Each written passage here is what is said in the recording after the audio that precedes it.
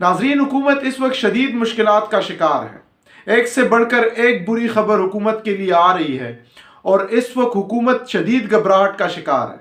ना उनसे लॉन्ग मार्च निपटा जा रहा है और ना उनसे नई तैनाती हो रही है। इस वक्त उनके दरमियान काफ़ी फासले बढ़ गए हैं। जो ताकतवर लोग हैं और हुकूमत है, और उससे मुतालिक पिछली वीडियो में मैंने आपको आगाह किया है, लेकिन आज की वीडियो में हुकूमत के लिए सुप्रीम कोर्ट से भी बुरी खबरें हैं।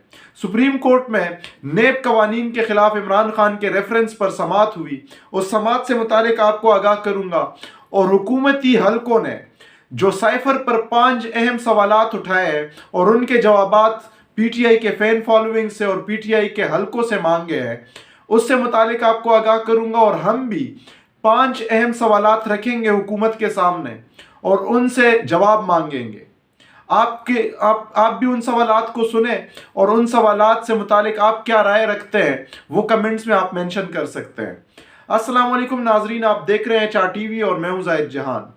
नाजरीन, सबसे पहले बात करते हैं नेब कवानीन के खिलाफ इमरान खान के रेफरेंस पर सुप्रीम कोर्ट में होने वाली समाअत पर।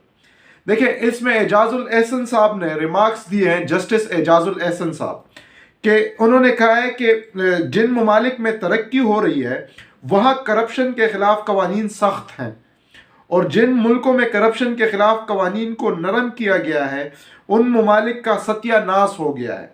बादियों नज़र में ऐसा लगता है जैसे पर्सन स्पेसिफिक कवानीन बन रहे हैं। तो देखिए, इस वक्त सुप्रीम कोर्ट तकरीबन कायल हो चुकी है कि जो ये नेब कवानीन में तरमीम हुई है वो स्पेसिफिक पर्सन्स, स्पेसिफिक लोगों को जो फ़ायदा पहुंचाने के लिए ये कवानीन में तरामीम हुई है, और सबके सामने ये हकायक है। देखिए, उसके बाद आप देख ले कितने केसेस किस किस के बंद हुए हैं, और आपको नजर आएंगे कि जो हुकूमत में बैठे लोग हैं उनके तमाम केसेस एक एक करके ख़त्म हो रहे हैं। जरदारी के केसेस ख़त्म हो रहे हैं, मरियम नवाज के केस ख़त्म हुए हैं, शहबाज शरीफ के केस ख़त्म हुए हैं, हमजा शहबाज के केस ख़त्म हुए हैं, फजलुर रहमान के पार्टी के लोगों के केसेस ख़त्म हुए। फजलुर रहमान का अपना एक केस चल रहा था, वो ख़त्म हुआ है। तो इसमें साफ नजर आ रहा है कि पर्सन स्पेसिफिक कवानीन है। और इससे देखिए, अगर सुप्रीम कोर्ट इन कवानीन के खिलाफ फैसला देती है तो ये लोग हुकूमत में बैठ के भी नेब के जो कवानीन है वो वापस हो जाएंगे, और जो NRO2 है वो वापस हो जाएगा। इसलिए मैं कहता हूँ सीट बेल्ट बांध लीजिए, इंतखाबात भी होंगे और जो एहतसाब है वो भी होगा, क्योंकि सुप्रीम कोर्ट से एहतसाब से मुतालिक अहम खबरें आ रही है। और दूसरी तरफ जो अहम तैनाती है, अगर वो तैनाती होती है तो ये आज की वीडियो में आपके सामने बता रहा हूं, और आप लिख लें कि नए तैनाती के बाद इलेक्शंस भी होंगे और जल्द होंगे। इससे मुतालिक आज की वीडियो में इतना ही। आने वाली वीडियोस में आपको आगाह करूंगा। लेकिन साइफर से मुतालिक special assistant to prime minister Fahad Hussain ने 5 अहम सवालात उठाए। वो 5 अहम सवालात आपके सामने रखूंगा और फिर हम कुछ सवालात करेंगे। उनका पहला सवाल है कि वो कौन अहम शख्स था जिसने सफारती मुरासले के मंजर आम पर आने से लगभग 2 हफ्ते कबल एक एयर बेस पर तकरीब के दौरान चेयरमैन तहरीक इंसाफ से गुफ्तगू में इस साइफर का जिक्र किया। तो खान ने कहा, हाँ मैंने पढ़ा है और ऐसे साइफर मामूल की बात है। तो पहले तो फहद हुसैन साहब को चाहिए था कि वो कौन अहम शख्स थे।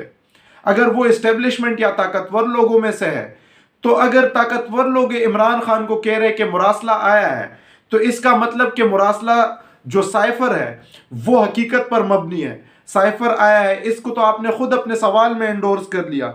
और दूसरी बात, अगर वजीर आजम जो मुल्क का सरबराह है उसको कोई अहम शख्सियत बताता है कि साइफर आया है और वो अहम शख्सियत इमरान खान की पार्टी का नहीं है, तो इसका मतलब कि जो साइफर है वो छुपाया गया था और इमरान खान को उस अहम शख्सियत से पता चल रहा है। ये तो आपके सवाल में ही गड़बड़ है।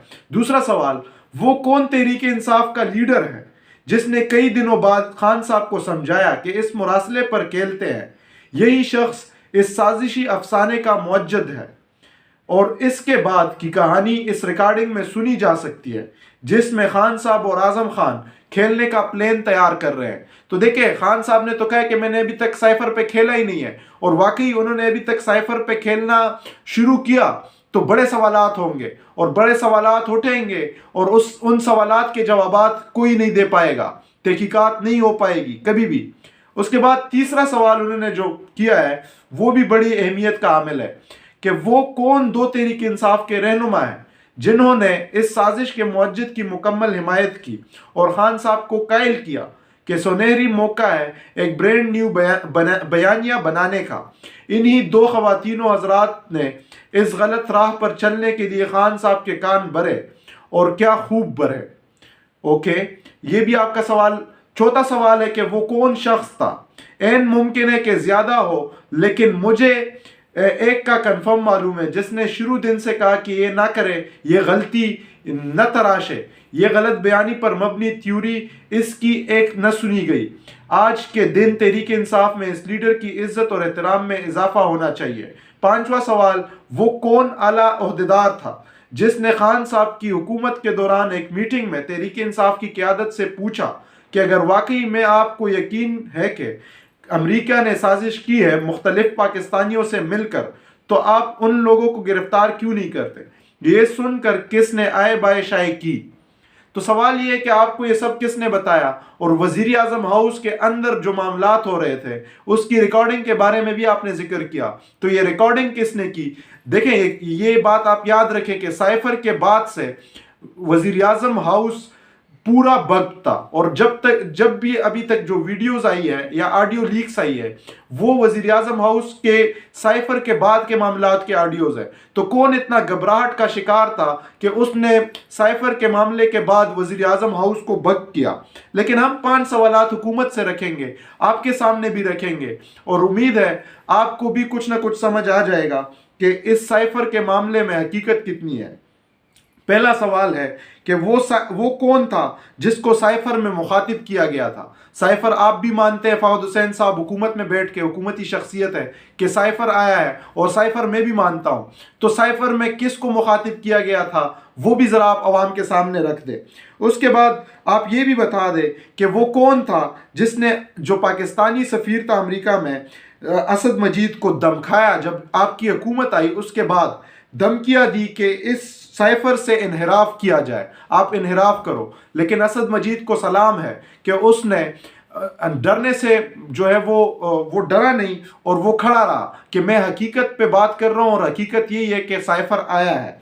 उसके बाद वो कौन था, असद मजीद के पास कौन गया था जिसने कहा था कि आपको सेक्रेटरी खारिजा बनाते हैं। वो कौन था। आपकी हुकूमत में बैठ के ही लोग होंगे, आप जवाब दें अवाम के सामने कि वो कौन था जिसने साइफर के बाद के मामले में असद मजीद को ये पेशकश की कि आप इनहराफ करें, हम आपको सेक्रेटरी खारिजा बनाते हैं। मुझे उस बंदे का भी पता है, और वो बंदा जब आपके सामने आया, आपके हुकूमती शख्सियात के सामने आया, तो उसने भी ये कहा कि असद मजीद बिल्कुल ठीक कह रहा है, वो भी असद मजीद के हक में खड़ा हो गया। इतना हिंट आपके लिए काफ़ी है। उसके बाद वो कौन शख्स था, वो कौन अमरीकी शख्सियत था जो रिजीम चेंज यानी 9 अप्रैल वाले दिन रावलपिंडी में 3 बार गया और वहां पे अहम मुलाकातें की। अमरीकी शख्सियत था, ये भी आपको बता रहा हूं। इसका जवाब भी आपसे मांगेंगे फवाद हुसैन साहब, आप इसका भी जवाब दें। उसके बाद अगर साइफर झूठ है तो वजारत खारिजा ने आज तक तरदीद क्यों नहीं की। आज आपके वजीर खारिजा है, वजारत खारिजा आपके अंडर आता है, तो फिर क्यों आपने इसकी तरदीद आज तक नहीं की वजारत खारिजा ने।